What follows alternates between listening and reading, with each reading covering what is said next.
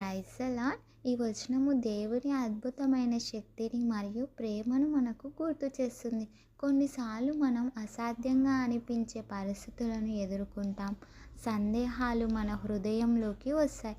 కానీ ఈ వచనం మనకు ధైర్యం ఇస్తుంది. దేవుడు మనం ఊహించినంత ఎక్కువగా చేయగల వాడే కాకుండా మనలను సమృద్ధిగా ఆశీర్వదించాలనుకునే దేవుడని ఇది తెలియజేస్తుంది. ఎఫ్ఎస్సి 3వ అధ్యాయము నుండి మనం ప్రతిరోజు అర్థం చేసుకోగల 3 ముఖ్యమైన సత్యాలు. ఒకటి, దేవుడు చేయగలడు.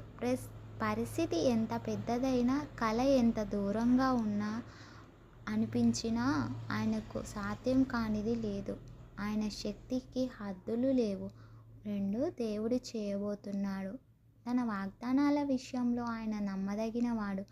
ఆయన సమయం ఎల్లప్పుడూ సంపూర్ణమైనది.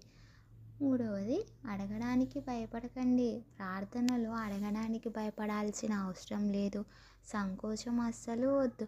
ధైర్యంతో, విశ్వాసంతో ప్రార్థనలో ఆయన దగ్గరికి రావాలని దేవుడు మనల్ని కోరుకుంటున్నాడు.